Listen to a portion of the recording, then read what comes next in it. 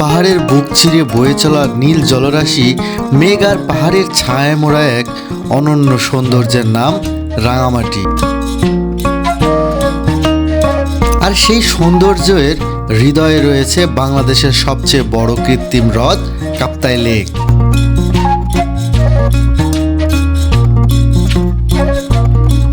আজ আমরা জানবো এই লেকের জন্মকথা, ইতিহাস আর মানুষের জীবনে এর প্রভাবের গল্প।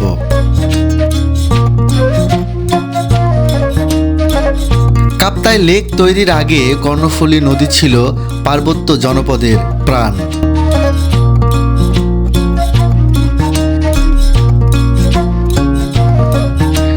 নদীর দুই তীরে বসবাস করত চাকমা, মারমা, ত্রিপুরা সহ নানা আদিবাসী জনগোষ্ঠী। উর্বর জমি, পাহাড়, বন আর নদী ঘিরেই ছিল তাদের জীবন, সংস্কৃতি ও অর্থনীতি। 1950-এর দশকে তৎকালীন পাকিস্তান সরকার বিদ্যুৎ উৎপাদনের লক্ষ্যে কর্ণফুলী নদীতে জলবিদ্যুৎ প্রকল্প নেওয়ার সিদ্ধান্ত নেয়।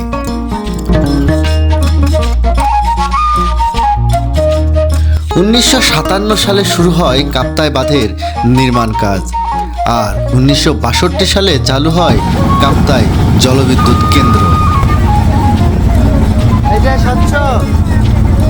কেমন লাগছে বলো? কেমন লাগছে? অনেক ভালো। এই বাঁধ নির্মাণের ফলে কর্ণফুলী নদীর পানি জমে সৃষ্টি হয় বিশাল জলধার, যা আজ আমরা চিনি কাপ্তাই লেক নামে।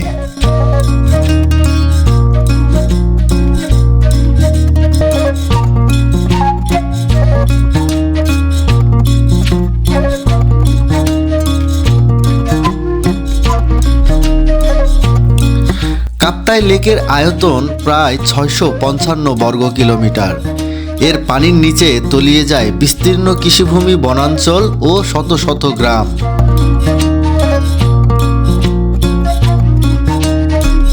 এই প্রকল্পের সবচেয়ে বেদনাদায়ক ছিল মানুষের উচ্ছেদ।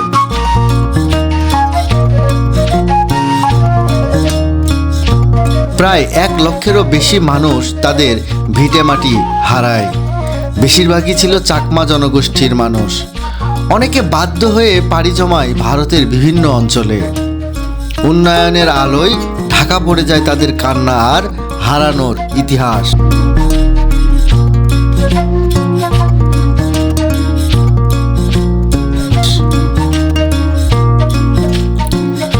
বাংলাদেশ স্বাধীন হওয়ার পর কাপ্তাই লেক হয়ে ওঠে এদেশের গুরুত্বপূর্ণ সম্পদ।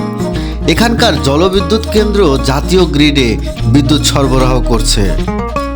পাশাপাশি পর্যটনের অন্যতম আকর্ষণ হয়ে ওঠে এই কাপ্তাই লেক। সুবলং ঝর্ণা, ঝুলন্ত সেতু, রাজবন বিহার আর পাহাড় ঘেরা নীল জল, সবকিছু মিলিয়ে রাঙামাটি আজ পর্যটকের স্বপ্নের ঠিকানা। কাপ্তাই লেক দেশের মিঠা পানির মাছের একটি বড় উৎস। হাজারো পরিবার মাছ ধরা ও নৌজীবনের উপর নির্ভর করে জীবিকা চালায়। এখন আমরা দাদা এখন যাবো কোথায় বলেন? এখন যাবো ফলের পার্ক। ফলের পার্ক? হ্যাঁ। মানে এখান থেকে ডিরেক্ট যাবো হচ্ছে ফলের পার্ক। কতক্ষণ লাগবে? লাগবে আধা ঘন্টা লাগবে। আধা ঘন্টা? হ্যাঁ। ফলের পার্কে কতক্ষণ থাকবো? এই মোটামুটি আধা ঘন্টার মতো থাকবো। আধা ঘন্টা? হ্যাঁ। ওকে, তাহলে আমরা এখন ফলের পার্কের উদ্দেশ্যে। তবে লেক যেমন সৌন্দর্য এনেছে, তেমনি এনেছে পরিবেশের পরিবর্তন, বন ধ্বংস আর পাহাড়ি মানুষের জীবনধারায় স্থায়ী রূপান্তর। কাপ্তাই লেক শুধু একটি জলধারা নয়, এটি উন্নয়ন আর মানবিকতার মাঝখানের এক নীরব ইতিহাস। একদিকে আলো, বিদ্যুৎ ও পর্যটন, অন্যদিকে হারিয়ে যাওয়া গ্রাম, ভিটে আর মানুষের স্মৃতি। এই লেক আমাদের শেখায় উন্নয়নের পথে এগোতে হলে মানুষের জীবন আর প্রকৃতির ভারসাম্য রক্ষা করাই সবচেয়ে জরুরি। সবুজ পাহাড়, নীল জল আর ইতিহাসের নীরব ভাষা নিয়ে দাঁড়িয়ে আছে রাঙামাটির কাপ্তাই লেক। বাংলাদেশের এক অনন্য সৌন্দর্য, এক গভীর গল্প।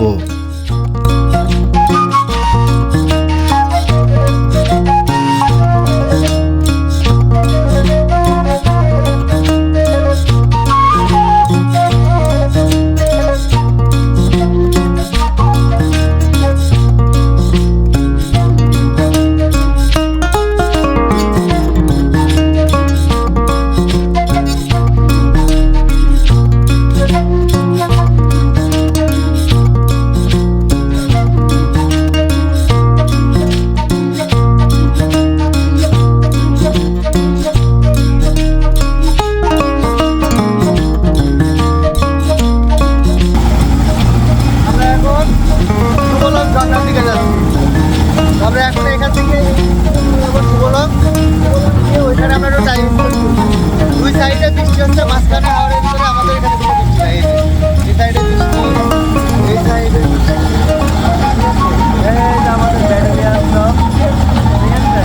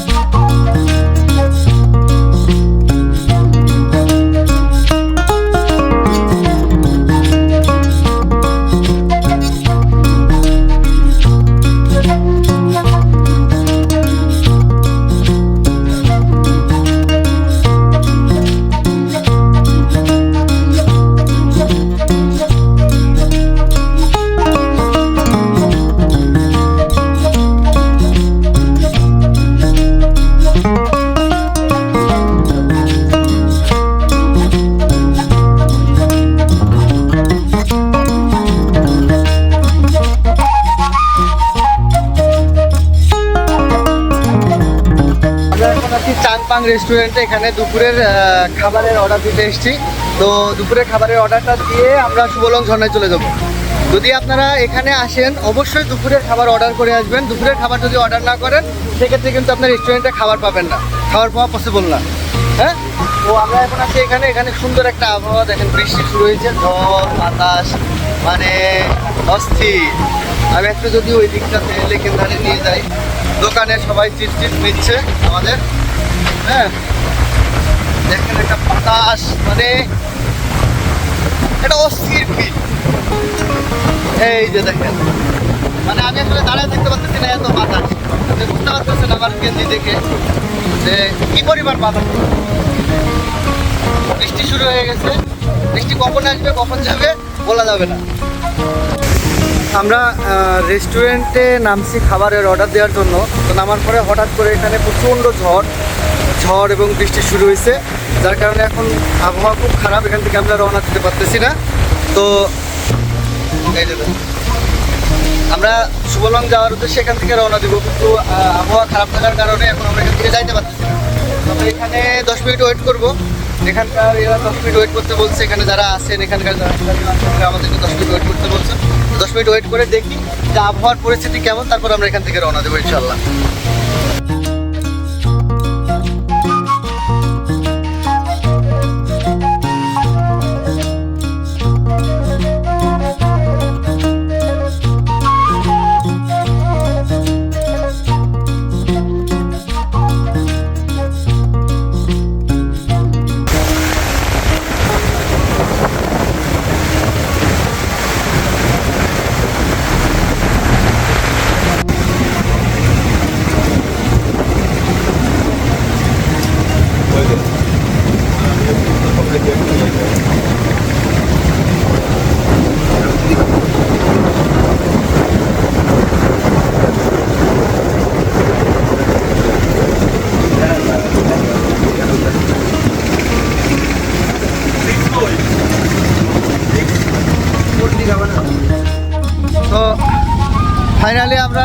এখন রওনা দিলাম শুভলংয়ের উদ্দেশ্যে।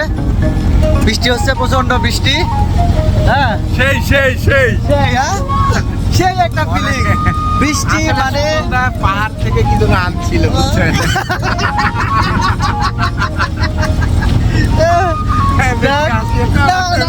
ফ্যামিলি কইব আমরা বিশ্বাসী তোমরা আস্তে আস্তে। ফ্যামিলি কিন্তু নিচে, ফ্যামিলি নিচে, আমরা উপরে চিল চিল। ঠিক আছে। তো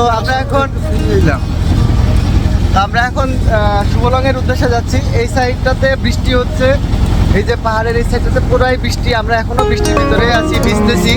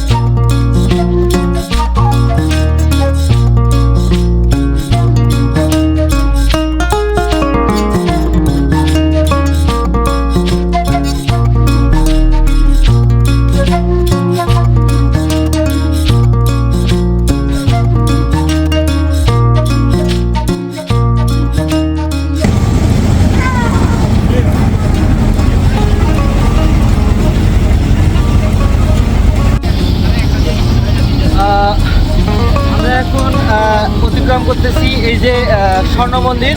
এই স্বর্ণ মন্দিরে আমরা ফিরার পথে নামবো। এখন আমরা এখানে দাঁড়াচ্ছি না, যেহেতু আমরা সরাসরি চলে যাবো শুভলংয়ের দিকে। এইদিকে আমরা যাচ্ছি আমাদের বোট। তো আমরা এই স্বর্ণ মন্দিরে নামবো ফিরে এসে। ধীরে ধীরে বৃষ্টি হচ্ছে, অনেক ভালো লাগছে।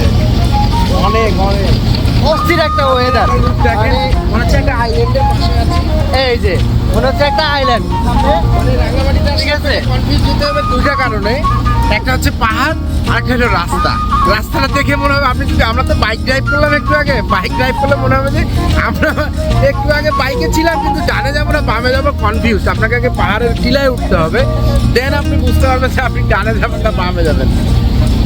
বন্ধুরা, এই মুহূর্তে আমি আছি হচ্ছে বরকল উপজেলায়। এই যে এই পাহাড়টা দেখতে পাচ্ছেন, এই যে এই ঘরগুলো দেখতে পাচ্ছেন, এগুলো হচ্ছে বরকল উপজেলার আওতাধীন। তো এখানে আমরা নামবো। এখানে আমরা নেমে এখানকার যে আদিবাসী মার্কেট আছে, এখানে কিছু মার্কেট কেনাকাটা করতে চাইলে আপনারা কেনাকাটা করতে পারেন। সেক্ষেত্রে আমরা আগে শুভলং যাচ্ছি। এখন শুভলং থেকে ফেরার পথে আমরা এখানে নামবো। তো আমরা ফেরার পথে আপনাদেরকে দেখাবো এখানে কি পাওয়া যায়, কি কিনতে পারবেন, ফ্যামিলির জন্য কি কিনতে পারবেন, নিজেদের জন্য কি কিনতে পারবেন, আমরা এসে এখানে দেখাবো সব। সরি আমি ইন্টারাপ্ট করে ফেললাম। এখানে যে পাহাড়গুলি আছে, পাহাড়গুলিতে আপনার মজার বিষয় হচ্ছে যে আপনার কাছে মনে হবে যে এটাই বড়, কিন্তু না, এটা হচ্ছে আরেকটা বড়। মানে বড় উচ্চতা শেষ নাই এখানে। এখানে এত পরিমাণ পাহাড় আপনি বিলিভ করতে পারবেন না, না আসলে আপনি বিলিভ করতে পারবেন। মানে এই যে আমি মনে করি যারা আপনারা যারা বিশেষ করে বাংলাদেশ থেকে বাইরে যেতে চান, আপনারা আগে পার্বত্য জেলা ভিজিট করেন, তারপরে বাইরে যেতে। এখানে এত এত পরিমাণ পিক, ফ্যামিলি নিয়ে আসলে আরো বেশি মজা পাবেন। আপনি অবশ্যই অবশ্যই আপনার সপরিবার এখানে রাঙ্গামাটিতে ঘুরতে আসবেন। এখানে একটা পাহাড় পার হচ্ছি, মনে হচ্ছে এটাই সব থেকে বড় পাহাড়। শর্মা যেটা বললো যে এই পাহাড়টা পার হওয়ার পরে মনে হয় যে এইটাই বড় পাহাড়। আসলে এখানে দেখার শেষ নাই, সৌন্দর্যের শেষ নাই। তো আপনারা আসবেন, অবশ্যই দেশ আগে ঘুরে দেখার চেষ্টা করবেন, দেশের সৌন্দর্য আগে ঘোরাতে চেষ্টা করবেন। তো রাঙামাটিকে আসলে বলা হয় রূপের রানী। হ্যাঁ, রূপের রানী, তার মানে এর রূপ কত পরিবর্তনশীল এবং এর রূপ অনেক অনেক পরিবর্তন হয়। যারা আপনারা এখানে আসবেন তারা বুঝতে পারবেন যে এর রূপ কিভাবে পরিবর্তন হয়।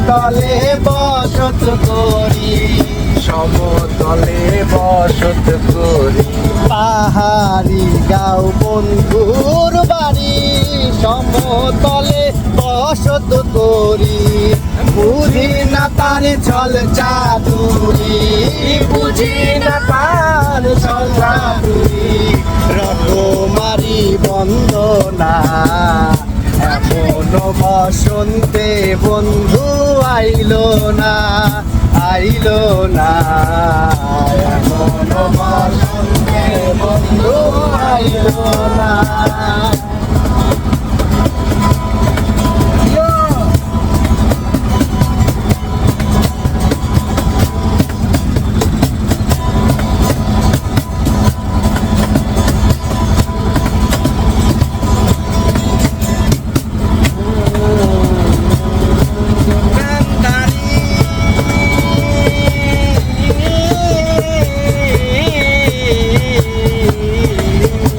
আরে ভবের হাতে দোকানদারি, সৌদা করে মন শিকারি, ভবের হাতে দোকানদারি, সৌদা করে মন শিকারি, বেচা কেনা চলছে ভারী, বেচা কেনা চলছে ভারী, ভালো মন্দ বুঝি না, এমন বসন্তে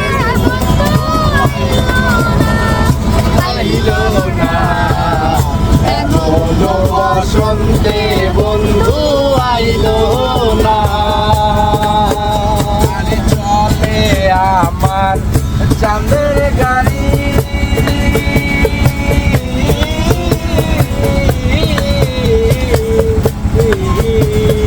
চলে আমার চাঁদের গাড়ি, চলে আমার চাঁদের গাড়ি,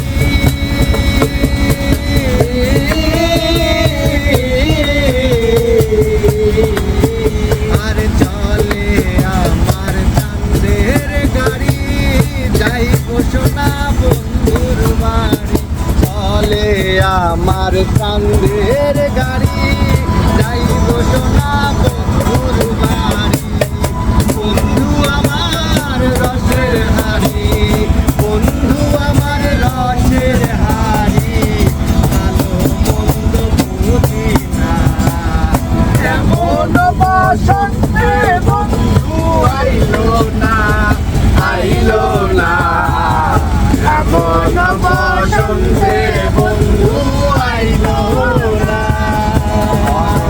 জঙ্গলার মাঝে আমার খাল ঘর, অরণ্য জঙ্গলার মাঝে আমার খানে ঘর, ভাইও নাই বান্ধব নাই মোর কে লইবে খবর, আইরে ভাইও নাই বান্ধব নাই মোর কে লইব খবর,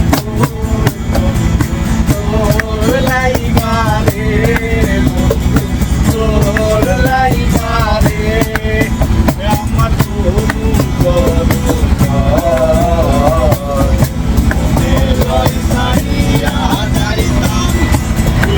বাড়ি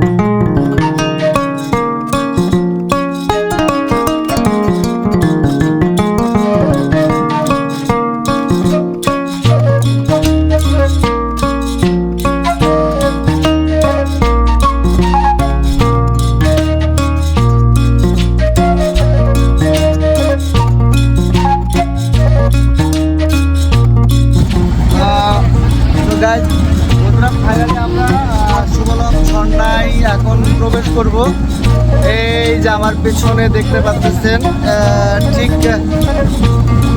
এই জায়গাটাই এইখানে আমরা যাচ্ছি।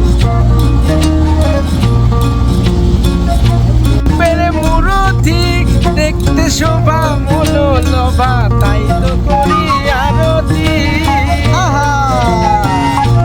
দেখা দিয়া শান্ত করো নইলে আমার প্রাণ যায় দেখা দিয়া শান্ত করো নইলে আমার প্রাণ যায় তোমারে দেখিবার মনে চাই দেখা দাও আমায় তোমারে দেখিবার মনে চাই। আলহামদুলিল্লাহ আমরা এখন শুভলঙ্গে আছি। আসলে শুভলঙ্গের সবচেয়ে মজার বিষয়টা হচ্ছে এটা এরকম, শুভলঙ্গে এত ছোট ছোট ঝর্ণা আছে যেটা আপনি না দেখলে বিলিভ করবেন না, কিন্তু আমরা যাচ্ছি বড় ঝর্ণার উদ্দেশ্যে। আমরা যাচ্ছি বড় ঝর্ণার উদ্দেশ্যে। এই যে ঠিক এখানে একটা ঝর্ণা পড়তেছে, এই যে এটা কিন্তু একটা ঝর্ণা, দেখলেন? এই যে উপরে পড়তেছে।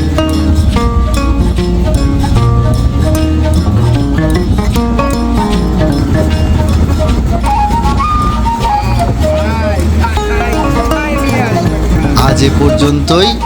রাঙামাটির কাপ্তাই লেক থেকে আমি রনি বিদায় নিচ্ছি। ওই দেখেন আর একটা ঝর্ণা, দেখা হবে পরবর্তী কোনো ভিডিওতে। এই যে ঠিক এখানে।